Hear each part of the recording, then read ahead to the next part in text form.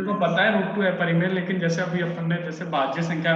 को प्रूव किया था बघेलाओं को भी 1.2 में और 1.1 में, ऐसे यहाँ पे प्रूव करने की प्रोसेस है, वो कैसे करेंगे वो देखना है ना, एक बार रफली देखना है ना, आइडिया लेना कैसे करेंगे, फिर आगे अपन कर लेंगे ना। जैसे अपना एग्जाम्पल के रूप में लिख रहे हैं ना, लिखने के अकॉर्डिंग नहीं, समझने के अकॉर्डिंग। ठीक है, रूट टू अपरिमेय प्रूव करनी। ठीक है, रूट टू अपरिमेय प्रूव करनी है अपने को। ठीक है, तो अपन वही प्रूव करेंगे। तो अपना ध्यान रखना है, ऐसे 1.2 में अपन ने किया था विरोधाभास टेक्निक से, मतलब अपन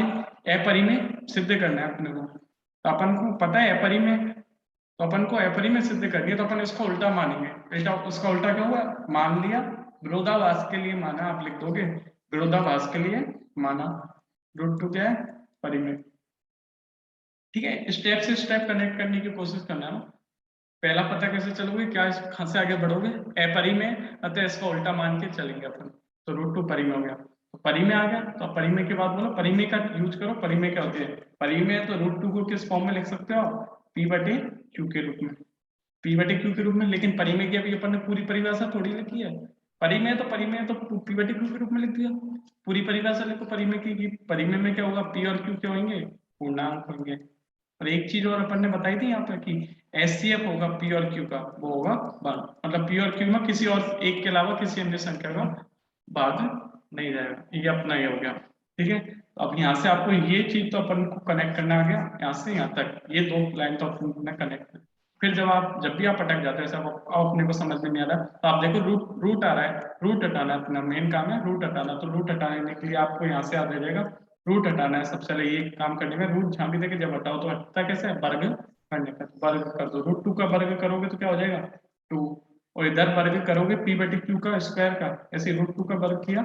ऐसे पी बटे क्यू का वर्ग, मतलब दोनों तरफ होता है ना, एक चीज यहाँ पे अप्लाई कर रहे हो तो इधर भी अप्लाई करनी पड़ती है। तो वर्ग किया तो रूट टू का वर्ग टू, दोनों पे अलग अलग स्क्वायर लग जाएगा, तो पी स्क्वायर बटे क्यू स्क्वायर। ठीक है, अब पी स्क्वायर की, अब अपने को क्या है, अब जब ऐसी फॉर्म में आ जाता है तो आपको कोशिश करनी है इसको क्रॉस मल्टीप्लाई करना, मतलब खंड गुना बोलते हो ना शायद, है ना, मतलब इधर उधर मल्टीप्लाई करना। तो क्यू स्क्वायर इसमें गुना हो जाएगा, पी स्क्वायर इधर गुना हो गया, तो पी स्क्वायर बराबर क्या आ जाएगा, टू इंटू क्यू स्क्वायर। ठीक है, यहाँ तक अपना वो रहेगा काम। ठीक है, कनेक्ट करना आ गया। जिस चीज क्या करना है उसका उल्टा मानना है, अपरिमेय सिद्ध करना है तो उसका उल्टा मान लिया विरोधाभास के लिए कि रूट टू परिमेय। परिमेय तो इसकी बताओ परिमेय क्या होता है, कि पी बटे क्यू के रूप में होगा, पी और क्यू पूर्णांक होंगे तथा इनके मध्य का ऐसे वन होगा। यहाँ तक कंप्लीट हो गया। फिर अपने को देखना है, यहाँ से एक चीज याद रखनी है, लाइन छोड़ के लिखना है ना इन चीजों को, जैसे आपको बता रहे कि एक चीज यहाँ तक कंप्लीट हो गई है, फिर अगली चीज स्टार्ट करें तो अपने क्या करें, वर्ग करना है, रूट हटाना है, अपने को ध्यान रखना है। रूट हट गया, फिर रूट हटने के बाद आप ये ध्यान रखो कि अपने को क्रॉस मल्टीप्लाई करके लिखना है, मतलब अब ये फॉर्म आ गई। अब जब भी ये गुणनखंडों की फॉर्म में आएगी, ऐसे पी स्क्वायर को दो इंटू कुछ के रूप में आ गया, तो मतलब क्या आया, पी स्क्वायर दो से भाज्य, क्योंकि पी स्क्वायर के गुणनखंड नहीं, पी स्क्वायर के गुणनखंड में कौन आ रहा है, दो। अतः तो आप लिखोगे पी स्क्वायर क्या है, पी स्क्वायर दो से भाज्य है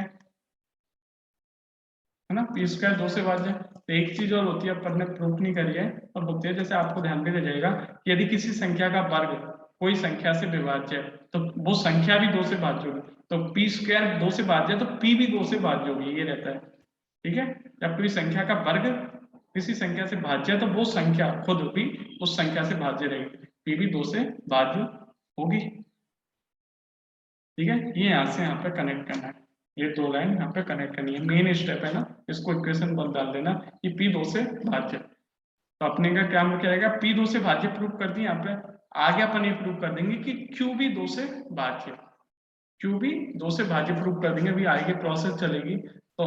ऐसे प्रोसेस चलेगी ना, अभी बता देंगे। तो देखना पी भी दो से भाज्य आ जाएगी और क्यू भी दो से भाज्य आ जाएगी, तो फिर एचसीएफ निकाले अपन पी और क्यू का, तो वो दो आना चाहिए ना, क्योंकि पी और क्यू कौन से डिवाइड हो रही है, दो से हो रही है। लेकिन अपन ने एचसीएफ क्या किया था, अपना मानने से क्या आ रहा था, अपन ने परिमेय मानने से एचसीएफ क्या आ रहा है, वन आ रहा है। लेकिन अपन जब इस चीज को लेके चल रहे हैं आगे, तो अब एचसीएफ क्या आ रहा है, दो आ रहा है, जो कि विरोधाभास हो गया अपन की मानी हुई चीज का। तो अपन ने जो माना है वो गलत है। अपन ने क्या माना है कि रूट टू परिमेय, तो इसका उल्टा क्या हो जाएगा, सत्य हो जाएगा कि रूट टू है परिमेय। ऐसे अपन प्रूव करेंगे। ठीक है, आगे का ये प्रोसेस फिर आगे का बताते हैं, पी भी दो से भाज्य, इसके नीचे बता हो जाएगा यार, बता रहे हैं ना, फिर इसको पूरा रफली कंप्लीट करके फिर उसे आगे का बताएंगे, मतलब और सही से लिखेंगे ना, ठीक है। p भी 2 से भाज्य, तो जब p किसी संख्या से भाज्य होती है तो मतलब p के गुणनखंड में 2 आएगा, तो p के गुणनखंड में क्या आ रहा है, 2 आ रहा है, और 2 के साथ कुछ और भी आएगा, मतलब 2 तो आ रहा है गुणनखंड में, अपन ने बता दी क्यों क्यों आ रहा है, क्योंकि p 2 से भाज्य है, तो p के गुणनखंड में 2 आएगा, 2 आ गया। लेकिन अपन को नहीं पता p के गुणनखंड में 2 के साथ क्या आ रहा है, यही थोड़ी 2 अकेला ही आए। जैसे कोई संख्या होती है 12, तो 12 2 से भाज्य होती है, तो 12 के गुणनखंड क्या आता है, 2 इंटू 6 आता है, 6 आता है ना। जैसे वैसे अपने को p पता होती तो अपन यहाँ पे भी बता देते कि 2 के साथ क्या है, लेकिन अपने को p नहीं पता, अपने को केवल यही पता है कि 2 से भाज्य है, तो 2 के गुणा में तो लिख दिया। अब कुछ और के बारे में नहीं पता तो अपन क्या लिख देंगे, कुछ एक नया चीज मान लेंगे r, क्या मान लेंगे कि r, ठीक है। p के गुणन फिर अतः अपन लिख सकते हैं कि p 2 से भाज्य, तो p के गुणनखंड में 2 आएगा, 2 लिख दिया, और इसके साथ कुछ भी आ सकता है वो बता दिया। और r भी क्या होगा, यहाँ पे जितनी भी चीज आएंगी ना p q r वगैरह उन्हें लिख दिया करो साइड में, ये पूर्णांक, तो अपन ने ये लिख दिया p बराबर क्या होगा, 2 इंटू r। इसको नई इक्वेशन डाल देना। अब जो ये p की वैल्यू यहाँ पे निकल के आती है, इस वैल्यू को अपन को अपने जो इक्वेशन है कोई भी नॉन वाली, जैसे ये वाली थी यहाँ पे, इसमें रखना है, ठीक है। इस इक्वेशन में रखना है, समीकरण 2 में, 3 में रखना है ना। इस वैल्यू को रख के इसमें रखेंगे, ठीक है। तो पी स्क्वायर बराबर 2q² में इस वैल्यू को रख रहे हैं, p बराबर 2r, ठीक है। बताते हैं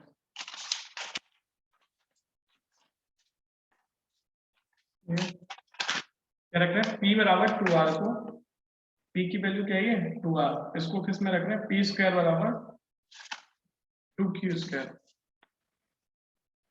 p बराबर 2q² में रखना है, तो p बराबर 2r की वैल्यू रख दो इस समीकरण में, p बराबर 2r रख दिया तो 2r का स्क्वायर हो जाएगा, और 2q² इधर चल ही रहा है, तो इसका होल स्क्वायर ओपन कर दो, तो 2 का स्क्वायर 4 और r का स्क्वायर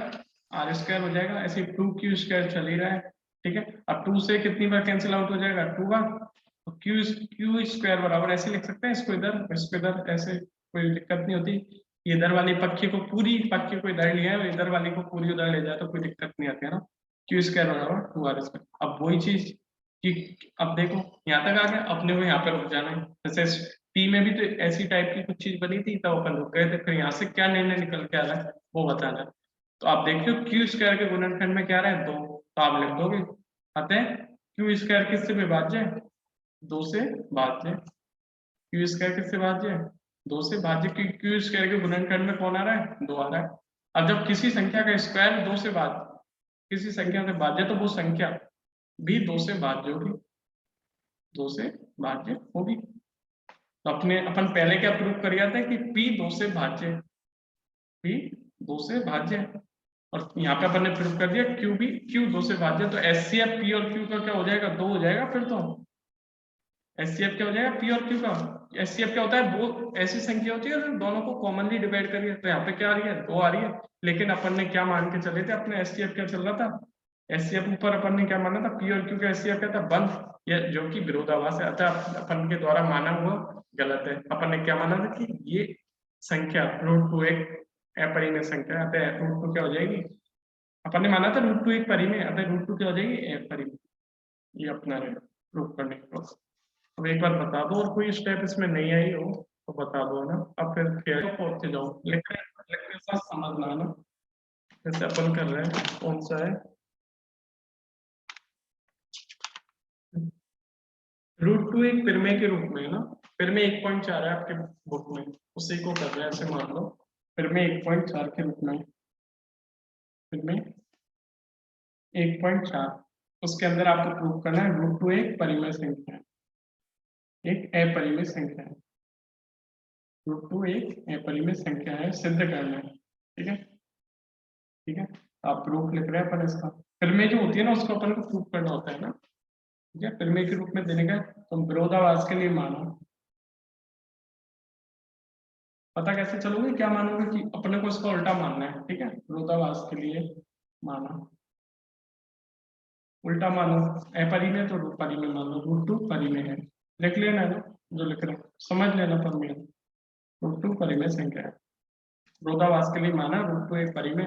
तो परिमेय तो इसको कनेक्ट करो परिमेय से, आगे वाली लाइन किससे कनेक्ट करोगे, परिमेय से, अर्थात परिमेय तो क्या होगा, परिमेय होगा तो p/q के रूप में होगा, √2 क्या हो जाएगा, p/q के रूप में,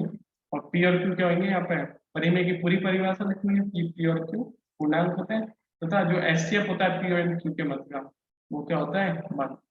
एचसीएफ क्या होता है, वन। अपना यहाँ तक काम खत्म हो गया, एक चीज कंप्लीट होगी। अब लाइन छोड़ के अपने को लिखना है। अपन सोचेंगे यहाँ पे आगे कैसे बढ़ना है, तो आप जब भी देखो कि रूट आ रहा है कहीं भी किसी इक्वेशन में, रूट हटाना है तो रूट का बदला है वर्ग करने पर, तो आप लिखोगे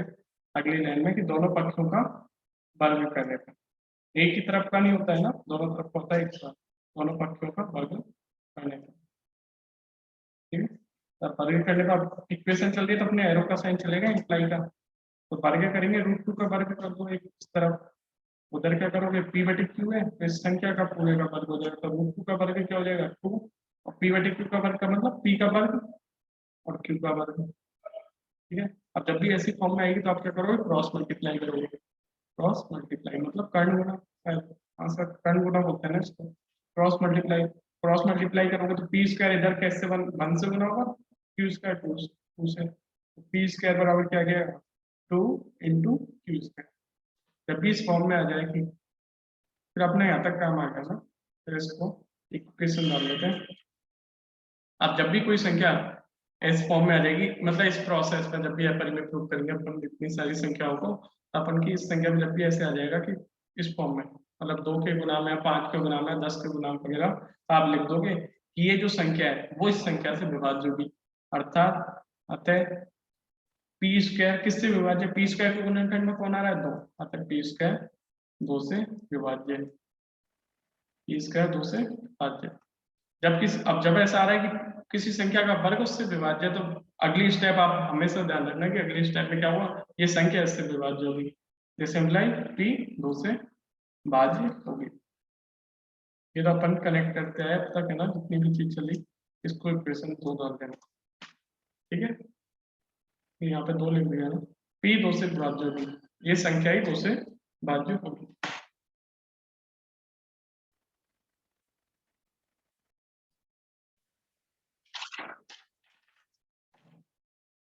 ठीक है, तुम आप वो लिखोगे चूंकि पी 2 से भाज्य है, पी 2 से भाज्य मतलब भाज्य तो उसके गुणनखंड में आएगा, वही चीज बताना, अर्थात पी कुछ इस फॉर्म में होगा, मतलब पी के गुणनखंड में 2 तो आएगा ही आएगा, उसके साथ क्या आएगा वो अपने को पता नहीं है क्योंकि अपने को संख्या ही नहीं पता, तो इसके साथ वाला क्या बताएंगे, तो अपन मान लेंगे आर की फॉर्म में आ रहा है, अर्थात माना है अपने ने, और यहाँ पे आर क्या पूर्णांक के रूप में मान लिया, कोई भी पूर्णांक संख्या है। ठीक है, पी बराबर क्या आ गया 2 इंटू आर। ठीक है, अब जो पी की वैल्यू आती है वो कहीं रखनी होती है, और कहाँ रखनी होती है, इससे ऊपर कहीं रखनी होती है, ऊपर ढूंढ लेंगे अभी अपन, पहले इसको इक्वेशन डाल देते हैं फिर देखते हैं अपन का क्या चल रहा था उसमें रखनी है। अब कहाँ रख सकते हो आप, इस वाले में रख दिया करो जिसमें इस फॉर्म में आ रहा है, कहीं भी रखोगे, पर अपन यहाँ पे कहीं भी रख सकते हो ऊपर से लेकर नीचे तक, लेकिन आप इस फॉर्म में रखोगे तो थोड़ा सिंपलेस्ट है, इधर तो गुना वगैरह करना पड़ा था, अपन को वर्क करना पड़ा, इस जगह पे रख देंगे ये। ठीक है, पी का मान समीकरण 1 में रखने पर, पी बराबर 2 गुना आर 1 में रखने पर, 1 में रखेंगे तो एक क्या थी, एक थी पी बराबर 2 की स्क्वायर थी, पी की वैल्यू रखेंगे तो क्या आ जाएगा, पी बराबर क्या 2 इंटू आर उसका स्क्वायर बराबर इधर के चला 2 इंटू क्यू स्क्वायर, यहाँ पर इंटू मतलब पॉइंट से दिखा सकते हैं ना गुना। अब 2 इंटू आर का स्क्वायर लग रहा है, मतलब दोनों का स्क्वायर लग रहा है तो अलग अलग स्क्वायर लग जाएगा, तो 2 का स्क्वायर इंटू आर का स्क्वायर। ठीक है, बराबर 2 इंटू क्यू स्क्वायर चल ही रहा है, 2 का स्क्वायर कितना हो जाएगा 4, और आर का स्क्वायर हो गया उधर, और इधर क्या चला 2 इंटू क्यू स्क्वायर, 2 से 4 कैंसिल आउट हो जाएगा 2 टाइम्स, तो क्यू स्क्वायर को इधर की तरफ लिख देता हूँ मैं, और इधर क्या आएगा 2 इंटू आर स्क्वायर बचा है। ठीक है, अब क्यू स्क्वायर के गुणनखंड में 2 इंटू आर स्क्वायर का मतलब ये तो होता है 2 गुना आर स्क्वायर है ना, पॉइंट लगा मतलब डॉट लगा दो चाहे ऐसे लिख दो, अतः क्यू स्क्वायर के गुणनखंड में 2 आ रहा है ना, तो अतः क्यू स्क्वायर क्या होगा 2 से भाज्य होगा, 2 से भाज्य होगा, मतलब जो चीज उसके गुणनखंड में आती है वो उसके भाज्य होती है, क्यू स्क्वायर 2 से भाज्य होगा। जब किसी संख्या का वर्ग उससे भाज्य, तो आपकी नेक्स्ट स्टेप यही रहनी चाहिए कि क्यू भी 2 से भाज्य होगा, क्यू भी 2 से भाज्य होगा। ठीक है, क्यू भी 2 से भाज्य होगा तथा एक, ठीक है यहाँ तक तो हो गया, एक चीज अपन ने ली थी समीकरण 2 में अपन ने क्या बनाया, P 2 से भाज्य, तो P वाली लाइन को दोबारा लिख देते हैं यहाँ पे, क्योंकि पता 2 से 2 में क्या था कि P 2 से भाज्य, P 2 से भाज्य। तब इन दोनों लाइनों से क्या मतलब निकल रहा है, तब वो बता रहे हैं इन दोनों लाइनों से क्या रिजल्ट आ रहा है कि एचसीएफ पी और क्यू का क्या होना चाहिए, पी और क्यू का क्या होना चाहिए 2, लेकिन अपन क्या मान के चले थे ऊपर, अपना मान के अपन का क्या था एचसीएफ, परी में मानने से एचसीएफ क्या आ रहा था 1, और यहाँ पे अपन का क्या आ रहा है 2, जो कि विरोधाभास आता है, हमारे द्वारा माना गई चीज गलत है, क्या माना था उसका उल्टा सही होगा, माना हुआ गलत है तो उसका उल्टा सही होना चाहिए, उल्टा क्या हो जाएगा, परी में का उल्टा क्या होता है परी में, तो परी में डी को सही, बस इतना है। ठीक है, लिख अपना आ गया एचसीएफ पी और क्यू के मत का एचसीएफ आ गया 2, एचसीएफ पी और क्यू का क्या आ गया 2, जो कि विरोधाभास है, जो कि विरोधाभास है। इस चीज का विरोधाभास को ब्रैकेट में लिखते हैं यहाँ पे कि एचसीएफ पी एंड क्यू का क्या था 1, जो अपन ने परी में मानने से क्या आ रहा था ये वाला, जो कि विरोधाभास है, अतः हमारे द्वारा माना हुआ गलत है, हमारे द्वारा माना गलत है। हमने क्या चीज मानी, एक ही चीज मानी अब तक, क्या मानी है कि √2 परिमेय, √2 परिमेय बता, ठीक है। अतः ये गलत है, ये चीज गलत है, ये वाली चीज गलत है, तो उसका उल्टा सही होना चाहिए, तो √2 क्या हो जाएगी, परिमेय का उल्टा होता है परिमेय, परिमेय, ठीक है। ये अपना हो गया, देख लो तो बता रहा है ना, हो गया ये वाला ग्रुप करके ना, सॉल्व द प्रोसेस सेम नहीं। एग्जाम्पल नंबर 9 सिद्ध करना है, लिखते जाओ ना आ जाएगा, और बताते जा रहे हैं ना, लिखते जाएंगे। सिद्ध करना है √3 एक अपरिमेय, यही प्रोसेस रहेगी, बस नंबर चेंज हो जाएंगे, 2 की जगह 3 आएगा बस, √3 एक अपरिमेय, ठीक है। प्रूव करेंगे, प्रूफ लिखेंगे तो इसका उल्टा माना है, तो विरोधाभास के लिए माना, वही चीज विरोधाभास के लिए माना है √3 एक परिमेय है, √3 एक परिमेय है, √3 एक परिमेय, अर्थात बताओ परिमेय का मतलब क्या होता है, परिमेय है तो √3 क्या हो जाएगा, पी बटे क्यू के रूप में होगी, और पी और क्यू क्या होते हैं यहाँ पे पूर्णांक होते हैं, पता है इनके मत का एचसीएफ क्या होता है 1, पता एचसीएफ क्या होगा पी और क्यू के मत का 1। लाइन छोड़ो कि यहाँ पे एक चीज कंप्लीट हो गई अपनी कनेक्टिंग चीज, फिर अब यहाँ पर क्या करना है, जब भी रूट आता है तो हटाना होता है, रूट तो हटाओगे या फिर वर्ग करने पर, वर्ग करने पर √3 का दोनों तरफ वर्ग करोगे तो √3 का स्क्वायर बराबर पी बटे क्यू का वर्ग, √3 का वर्ग क्या हो जाएगा 3, पी बटे क्यू का वर्ग करोगे तो दोनों का स्क्वायर लग जाएगा, पी स्क्वायर बराबर बटे क्यू स्क्वायर, पी स्क्वायर बराबर क्या हो जाएगा, क्रॉस मल्टीप्लाई करने पर 3 इंटू पी स्क्वायर है ना, पी स्क्वायर 1 पे मल्टीप्लाई 3 से मल्टीप्लाई, ठीक है। वर्ग किया है इधर का तो √3 का वर्ग, √3 स्क्वायर पी बटे क्यू का वर्ग हो गया, 3/1 हो गया यहाँ पे, इधर क्रॉस मल्टीप्लाई करके एक इक्वेशन ये वाली आ गई। इधर से क्या निर्णय आ रहा है कि पी स्क्वायर 3 इंटू कुछ के फॉर्म में आ रहा है, मतलब पी स्क्वायर को उन्नयन करना 3 है, अतः पी स्क्वायर 3 से भाज्य होगा, पी स्क्वायर 3 से भाज्य होगा, विभाजित होगा मतलब भाज्य होगा, जब किसी संख्या पी स्क्वायर 3 से भाज्य तो पी भी 3 से भाज्य होगा, ये लिखना है नेक्स्ट स्टेप, ठीक है। पीडीएफ में मिल जाएगा, उधर से लिख लेना ना, समझते जाओ, जितना लिख पा रहे हो उतना लिख लो ना। आगे लिखते हैं पी स्क्वायर 3 से भाज्य तो मतलब पी भी 3 से भाज्य होगा है ना, अतः पी भी 3 से भाज्य होगा, पी भी 3 से भाज्य होगा, पी 3 से भाज्य तो मतलब पी के गुणनखंड में ही आएगा, अर्थात पी को इस फॉर्म में लिख सकते हैं कि पी को 3 गुना और कोई संख्या आर मान ली, आर की फॉर्म में लिखा जाएगा, जहां आर क्या होगा पूर्णांक माना करना, ठीक है। ये होगा इस फॉर्म में आ जाएगा, पी बराबर 3 इंटू आर हो गया, दिख रहा है क्या बताना, फिर अभी पी बराबर बल्कि ज्यादा अच्छा लग रहा है, अभी सही दिख रहा है ठीक है ना, पी बराबर 3 इंटू आर आ रहा है, ठीक है। यहाँ से आ गया पी 3 से भाज्य तो पी बराबर 3 इंटू आर के फॉर्म में आ गया, अब ये जो वैल्यू आती है लास्ट में, इसको कोई समीकरण में रखना होता है, इसको 2 मान लो, इसको 1 में अपन ने क्या माना था, एक क्या चल रहा था उसमें रखना है, इससे पहले पी की वैल्यू रखनी है, कहाँ पे रखनी होती है, यहाँ पे रखनी होती है, इसमें रख देंगे 1 में, पी स्क्वायर बराबर 3 क्यू स्क्वायर में, पी बराबर 3r, जो समीकरण 2 से वैल्यू आई है, पी बराबर 3 इंटू आर, किसमें रख रहे हैं 1 में, 1 क्या है वो बता दो, कोष्टक में लिख देते, पी स्क्वायर बराबर 3 गुना क्यू स्क्वायर, इसमें रख रहे हैं, तो पी की वैल्यू इधर रख देंगे, 3 इंटू आर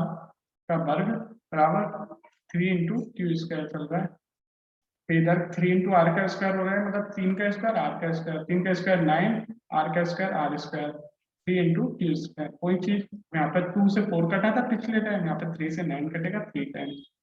बस same process, upon Q square को इस टाइप इस तरफ लिख देते हैं, 3 आर स्क्वायर उधर लिख देते हैं, बस क्यू स्क्वायर बराबर 3 इंटू आर स्क्वायर, तो आप देख रहे हो क्यू स्क्वायर के गुणनखंड में क्या आ रहा है, 3 आ रहा है, अतः दिस इंप्लाइज क्यू स्क्वायर किससे विभाजित होगा, 3 से विभाजित होगा, क्यू स्क्वायर 3 से विभाजित होगा, जब भी ये आता है कि क्यू स्क्वायर 3 से विभाजित है, तो अगले स्टेप में आपके लिखोगे क्यू भी 3 से विभाजित होगा, क्यू भी 3 से विभाजित होगा, और अपन पहले भी दिखा के आए कि पी 3 से भाज्य है, पहले ही दिखा दिया, और यहाँ पे क्या गया क्यू 3 से विभाजित है, तथा ये भी बता दो पहले क्या आया अपना रिजल्ट कि पहला पी 3 से विभाजित है, भाज्य। अब इन दोनों चीजों से क्या रिजल्ट निकल के आया, अर्थात एचसीएफ जो होना चाहिए इन दोनों के मध्य का, पी और क्यू के मध्य का, अर्थात एचसीएफ पी एंड क्यू के मध्य का एचसीएफ क्या हो जाएगा, पी भी क्यू 3 से विभाजित है, पी 3 से विभाजित, तो एचसीएफ क्या हो जाएगा, इन दोनों में हो गया 3, एचसीएफ 3 हो गया, जो कि विरोधाभास आ गया, किस चीज का विरोधाभास आ गया, जब उनका माना हुआ था कि एचसीएफ पी एंड क्यू का क्या है 1, ठीक है, क्या है जो एचसीएफ क्या है, जो कि विरोधाभास है, जो कि विरोधाभास है, किस चीज का विरोधाभास है, ब्रैकेट में बता दो कि एचसीएफ क्या है इन दोनों का, पी एंड क्यू का क्या एचसीएफ है, इस चीज का विरोधाभास है जो पहले था अपना, लेकिन यहाँ पे तो ये आ रहा है ये दोनों चीज एक दूसरे को विरोध कर रही हैं, लेकिन ऐसे तो अपन ने कहीं ना कहीं गलत माना है, अपन ने क्या गलत माना है, इन दोनों की ये संज्ञा कैसी है, क्या चीज मानी थी अपन ने पूरे क्वेश्चन में, या अपन ने परी में मानी थी, तो वही गलत है, तो उसका उल्टा सही हो जाएगा, वही लिख रहे हैं ना,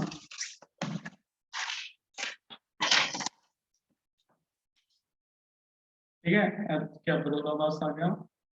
हाँ जो कि विरोधाभास है इस चीज का, अतः हमारी कल्पना गलत है, कल्पना लिख लो चाहे हमारा मानक, हमारे द्वारा मानक हुआ, अतः हमारी कल्पना गलत है, ब्रैकेट में बता दो क्या चीज है वो कल्पना में, मतलब √3 एक है परिमेय, मतलब √3 परिमेय माना वो हुआ वो गलत है, √3 परिमेय है, ठीक है, कल्पना कहते हैं ये मानती है √3 परिमेय, अतः √3 कैसे हो जाएगी, परिमेय होगी, √3 परिमेय होगी, ये एग्जाम्पल 9 कंप्लीट हुआ है ना, पता ना एक बार आ जाएगा, लिख तो आप पीडीएफ से लेना है ना, एक और कंप्लीट करता है अभी, पीडीएफ से लिख लेना है ना, पहला √5 को अपरिमेय सिद्ध करना है, क्वेश्चन नंबर 1 क्या कह रहा है, पहले बताओ क्या चीज पूछ रहा है, वो सिद्ध करना है, सिद्ध करना है कि √5 अपरिमेय, √5 अपरिमेय, तो प्रूव करेंगे तो उल्टा मानना है ना, ऐसे क्वेश्चन जब भी आएंगे तो आप लिख दो माना, अभी माना क्या मानोगे, इसका उल्टा मानो क्या है, √5 परिमेय, माना √5 परिमेय, परिमेय है, परिमेय की परिभाषा जोड़ दो इसके साथ अगले स्टेप में, अर्थात परिमेय है तो क्या होगा, √5 क्या होगा, पी बटे क्यू के रूप की होगी, पी बटे क्यू के रूप की होगी, तथा क्यू जीरो नहीं होगा, क्यू जीरो नहीं होगा, कोई दिक्कत नहीं, लिखो तो लिख दो, नहीं कोई दिक्कत नहीं है, पी और क्यू क्या होता है पूर्णांक, ये लिख दिया करो, पी और क्यू पूर्णांक होंगे, तथा एचसीएफ जो है पी और क्यू के मध्य का वो क्या हो जाएगा 1, ये चीजें रहती है परिमेय होने से, ठीक है, तो अपना ये परिमेय का कनेक्टिंग लाइन खत्म हो गई, यहाँ पे आपने वो रूट देखा है, तो रूट हटाना है सबसे पहले, तो रूट हटाने के लिए क्या करोगे आप, वर्ग करो, वर्ग कर देंगे तो वर्ग करने पर √5 का वर्ग इधर क्या हो जाएगा, पी बटे क्यू का वर्ग,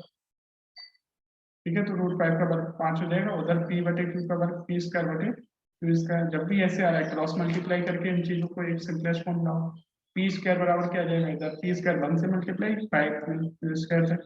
पी स्क्वायर क्या हो जाएगा 5 इंटू पी स्क्वायर, तो आप देख रहे हो पी पी स्क्वायर के गुणनखंड में 5 आ रहा है, दिस इम्प्लाई पी स्क्वायर किससे विभाज्य है, 5 से। ठीक है, पहले शुरू में क्या आया था, 2 आया था एक जगह, फिर 3 आया, फिर 5 आ गया, बस नंबर चेंज होंगे ना। पी स्क्वायर 5 से भाज्य, तो पी स्क्वायर 5 से भाज्य जब भी ऐसी चीज आती है तो आपने अगली स्टेप में लिख दो, यहाँ पे लिख देता हूँ मैं कि पी 5 से भाज्य होगा। पी किससे भाज्य होगा, 5 से भाज्य होगा, पी 5 से भाज्य होगा। तो पी 5 से भाज्य तो मतलब पी के गुणनखंड में कौन आएगा, 5, 5 तो आएगा, 5 के अलावा कुछ और भी आ सकता है, उसको अपन आर मान लेते हैं। फिर इसको क्या करते हैं, समीकरण एक, इसको तो 1 डालते हैं और इसको क्या डालते हैं, 2। बता दो आर क्या है, आर है यहाँ पे एक पूर्णांक संख्या है, कोई भी अपन के द्वारा मानी गई है, तो ये जो पी की वैल्यू है ये इसमें रखनी है यहाँ पे। फिर आगे करते हैं, पी बराबर 5 इंटू आर, इस समीकरण 1 में रखने को, पी बराबर 5 इंटू आर समीकरण 1 में रखने को, समीकरण 1 में, समीकरण 1 क्या था, ब्रैकेट में लिख दो यहाँ पे पी स्क्वायर बराबर 5 क्यू स्क्वायर, पी की वैल्यू रख देते हैं यहाँ पे 5 इंटू क्यू का स्क्वायर हो जाएगा, पी की वैल्यू यही तो है, उसका स्क्वायर लगा दिया, 5 क्यू का स्क्वायर बराबर इधर क्या चल रहा है,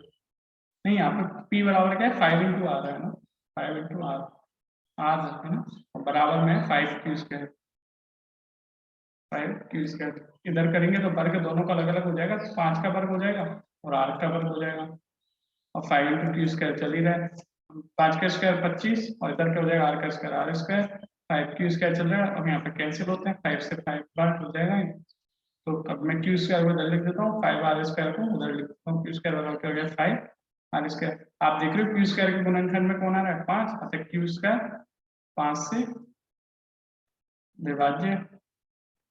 जब भी किसी संख्या का स्क्वायर भाज्य तो आगे नेक्स्ट स्टेप में केवल उस संख्या को लिख दो और वो लिख दो किससे भाज्य, क्यू 5 से भाज्य। अतः पहले अपन को क्या पता है, पहले अपन ने क्या दिखा दिया कि पी 5 से भाज्य, ऊपर पहले अपन ने दिखा चुका है कि पी 5 से भाज्य, पहले ऊपर दिखा चुके हैं। तो इन दोनों लाइनों से क्या निष्कर्ष आ रहा है कि एचसीएफ क्या होना चाहिए, पी और क्यू के मतलब एचसीएफ क्या आना चाहिए 5, एचसीएफ क्या आना चाहिए 5, किंतु जो कि विरोधाभास है, जो कि विरोधाभास है, किस चीज का विरोधाभास है कि एचसीएफ इन दोनों के मत का एचसीएफ तो बंद था, यहाँ पे तो 5 आ रहा है, क्योंकि विरोधाभास है, किस चीज का विरोधाभास है, ब्रैकेट में लिख लो, एचसीएफ क्या है इन दोनों के मत का, पी और क्यू के मत का एचसीएफ बंद, इस चीज का विरोधाभास, इस चीज का विरोधाभास रहता है, हमारे द्वारा माना हुआ गलत है, हमारे द्वारा माना हुआ चीज गलत है, अतः रूट 5 क्या होगी, परिमेय संख्या होगी, यहाँ पे लिख देता हूँ ना इसके बाद यहाँ पे, ठीक है, यहाँ पे लिख लो इससे कहते थोड़े से, ठीक है, जैसे पेज आपको समझ में आता रहेगा कि इधर ही है प्रोसेस पूरी, ठीक है। विरोधाभास है किस चीज, जो कि विरोधाभास है हमारे द्वारा माना हुआ गलत है, ना वो गलत है, अतः क्या होगा, अतः माना हुआ क्या था कि रूट 5 एक परिमेय, अतः रूट 5 क्या हो जाएगी परिमेय, क्या होगी परिमेय होगी, ये अपनी प्रोसेस हो गई।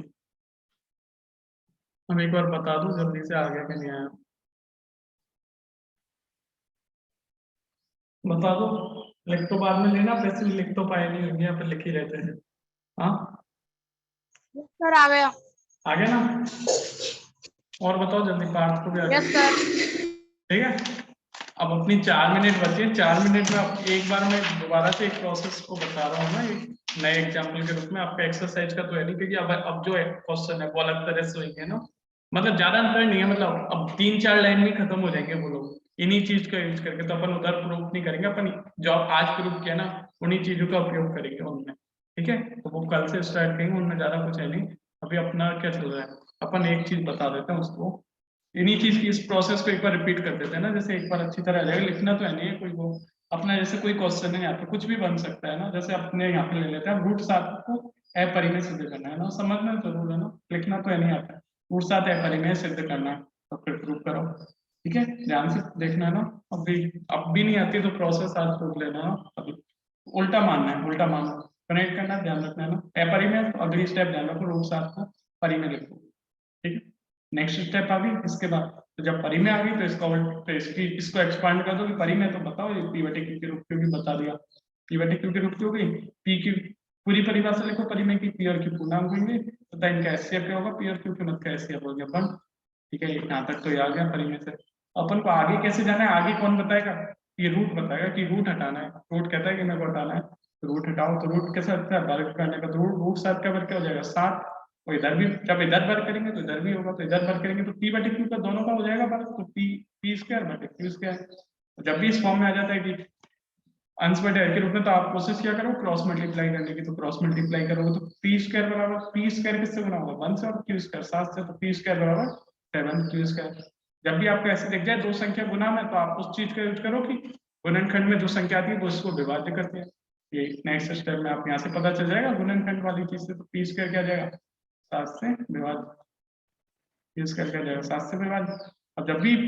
अब फिर नेक्स्ट स्टेप कैसे पता चलेगी, इसका स्क्वायर से पता चलेगी कि स्क्वायर वाली चीज आ रही, तो आप नेक्स्ट स्टेप में स्क्वायर हटा के लिख दो यहाँ से, पी 7 से भाज्य होगी,